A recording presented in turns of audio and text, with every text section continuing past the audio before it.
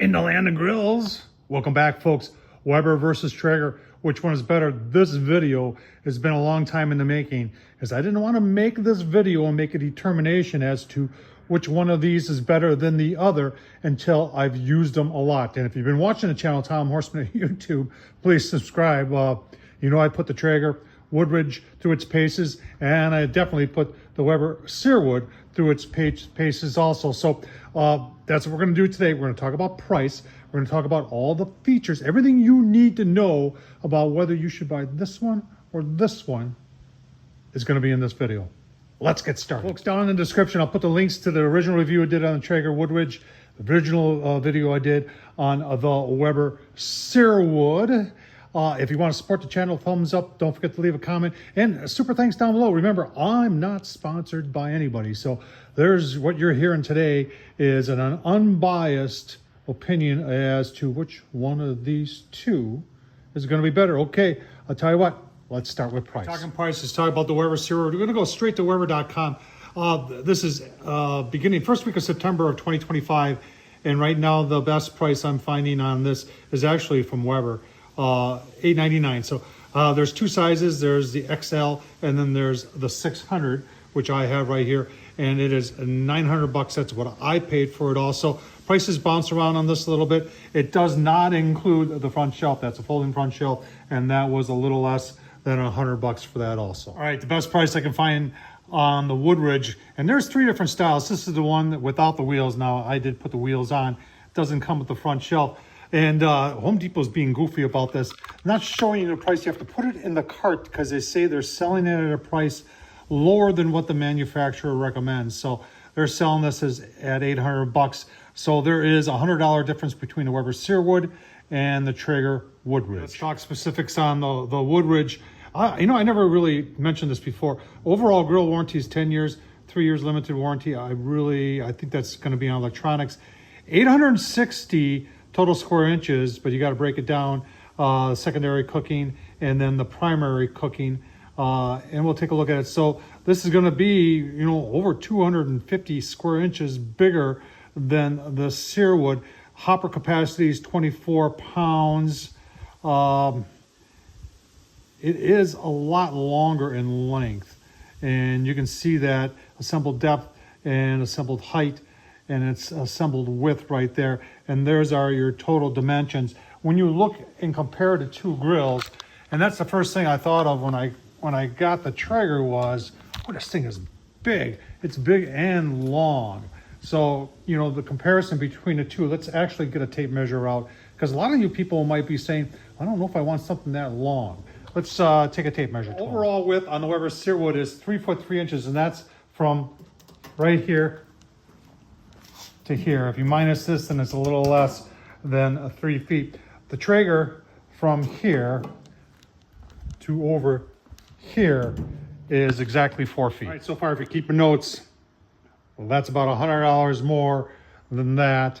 That's got about 250 more square inches of cooking space as compared to that. All right, you can see the Weber has got a bottom shelf that comes standard with it.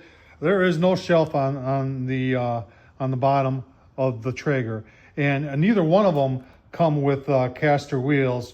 I've added that to the Weber, and I've added that to the Woodridge. Now remember, there's three different models of this Woodridge, and this is the cheaper of the three, and it does not come with these front casters. The other two models do come with those.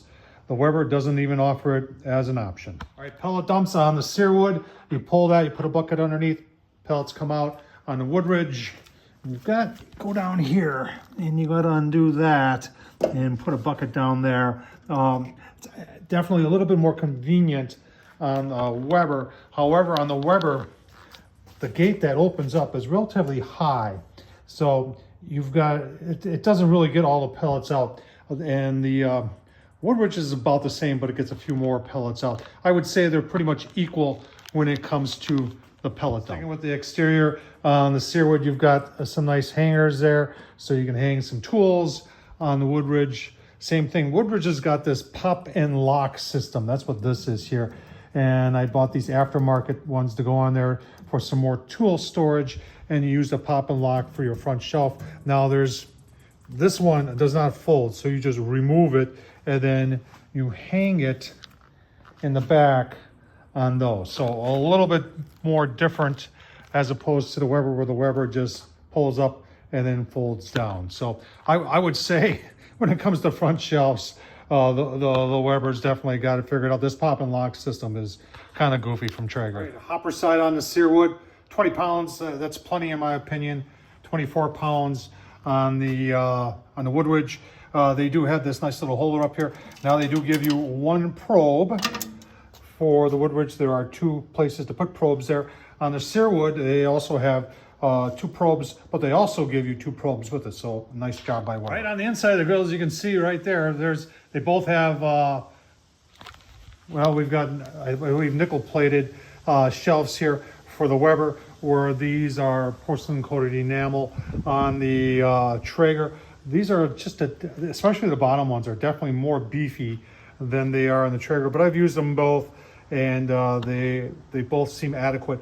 I do like the bigger size of the top shelf on the Traeger because that allows me to put drip pans underneath. But when it comes to grease management, let's talk about that. So Weber's all in with this big flavorizer bar here that kind of like a big hip roof that just takes the grease down and combines it with the ash underneath. I'm not sold on it, I gotta be honest with you. When it comes to grease management though on the Traeger, they've done their research. They've got a grease pan on there. It is sloped, and then it goes down to a tube, and then that goes to that bucket right there. It is it works very well. If you're doing a lot of low and slow, folks, I'll tell you what, the grease management on this is without a doubt better than the grease management on that. Sorry, Weber, but it's true. All right, let's talk about temps on the Traeger. First of all, they got a huge readout there. I actually like that. And it is Wi-Fi, and the app is very easy to use, easy to connect with.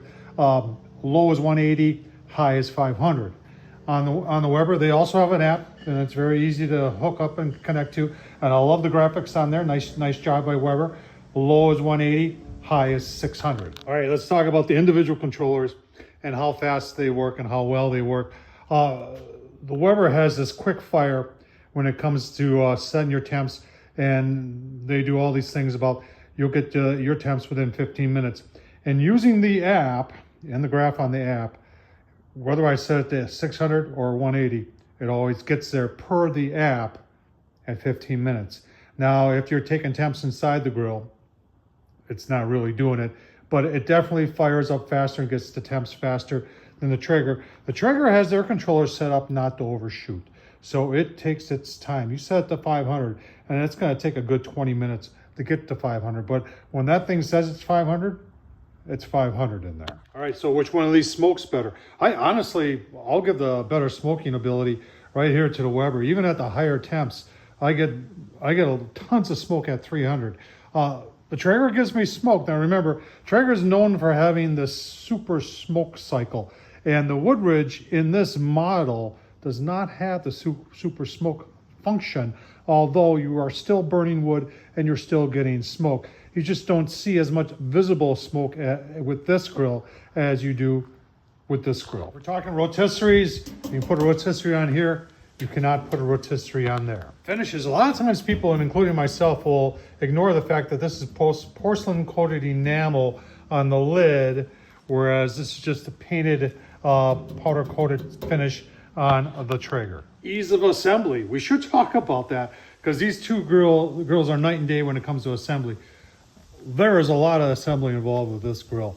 In fact, when you get this in the box, it really isn't anything that looks like a grill in there except for the hood. In fact, you are actually putting together the pellet hopper. So there was a lot of assembly with this grill.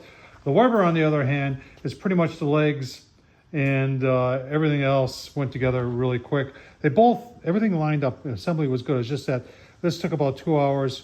This took about an hour.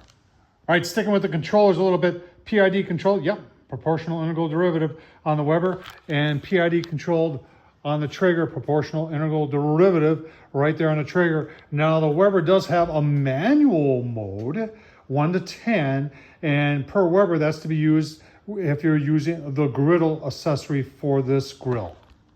All right, let's get down to the nitty gritty here.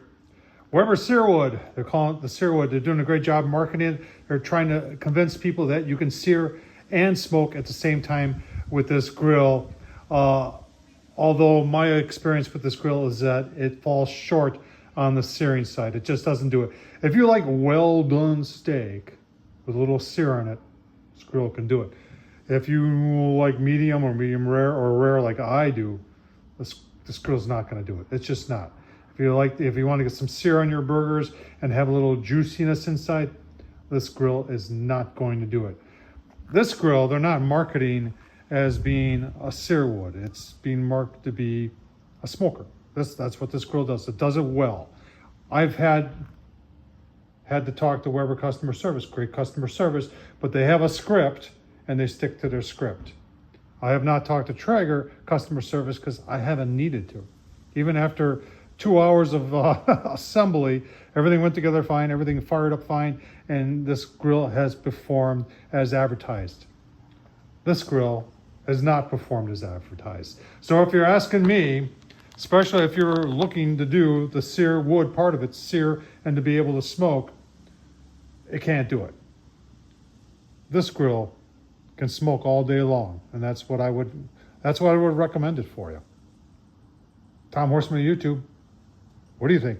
Thumbs up, leave a comment, and as always, thanks for supporting the channel, folks. If you want to support this madness, buy me a beer down in the super thanks. Thanks for watching, folks.